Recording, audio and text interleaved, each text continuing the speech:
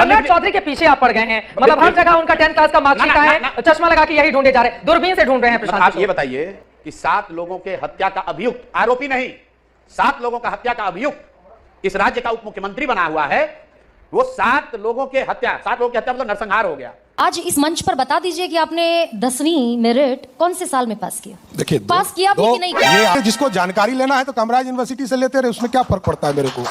मैं लिख के देता हूँ, एफिडेविट करता हूँ, और मैं जो बोलता हूँ वो एफिडेविट में रहता है। मैं कोई नई बात नहीं। तो जो 7वां फेल है उसको अनपढ़ नहीं बोले हम, तो क्या बोले?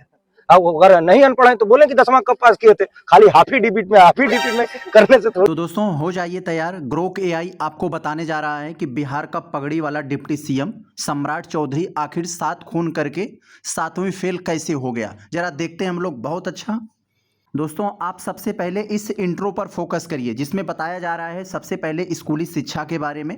उनके कुछ पुराने हलफनामों में 7वीं कक्षा तक पढ़ाई का जिक्र मिलता है, लेकिन हाल ही के दस्तावेजों में यह स्पष्ट नहीं है। यह जानकारी उनके हालिया यानी 2025 के बिहार विधानसभा चुनाव के हलफनामों से ली गई है, जिसमें उन्होंने तारापुर विधानसभा सीट से नामांकन दाखिल किया है। विवाद क्या है, सबसे पहले विवाद के कारण को हम लोग समझ लेते हैं। सम्राट चौधरी की शिक्षा को लेकर मुख्य विवाद 2025 में तेज हुआ, जब जन सुराज पार्टी के संस्थापक प्रशांत किशोर ने गंभीर आरोप लगाए।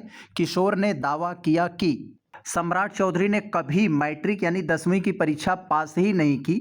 बिहार स्कूल एग्जामिनेशन बोर्ड ने सुप्रीम कोर्ट में कथित तौर पर पुष्टि की है कि सम्राट कुमार मौर्य, जो कि उनका पुराना नाम है, इन्होंने मैट्रिक में 234 अंक पाकर फेल हो गए थे।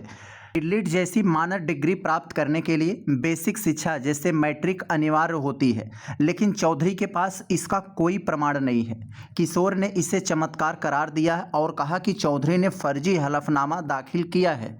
पुराने हलफनामों में कभी कभी 7वीं तक, कभी कभी यूनिवर्सिटी तक पढ़ाई का जिक्र मिलता है, जो कि बिल्कुल असंगत है। यस, इसके अलावा अगर हम लोग अन्य बातों पर ध्यान दें तो कह रहे हैं कि आरजेडी नेता तेजस्वी यादव ने भी सवाल उठाया कि मैट्रिक फेल होकर पीएचडी कैसे हो गई, यह कैसा चमत्कार है। उन्होंने चौधरी की डिग्री और उम्र की जांच की मांग की। एनडीए के सहयोगी जेडीयू ने भी अस्पष्टता पर सवाल उठाए, हालांकि वे सीधे आरोप नहीं लगाए।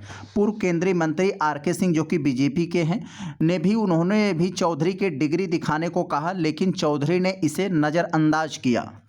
चौधरी ने इन आरोपों का जवाब देते हुए कहा कि सभी विवरण उनके हलफनामों में है और कोई भी कामराज यूनिवर्सिटी से सत्यापन कर सकता है, लेकिन उन्होंने मैट्रिक के मूल प्रमाण पत्र सार्वजनिक नहीं किया। एक पत्रकार के सवाल पर वे गुस्सा हो गए और बहस टाल दी। अगर दोस्तों इसके पृष्ठभूमि के संदर्भ में हम बात करें, जरा ध्यान दीजिए। सम्राट चौधरी 1990 से सक्रिय राजनीति में हैं। दोस्तों अगर हम लोग इनके कुछ बैकग्राउंड के संदर्भ में देखें तो यहाँ बहुत ज़रूरी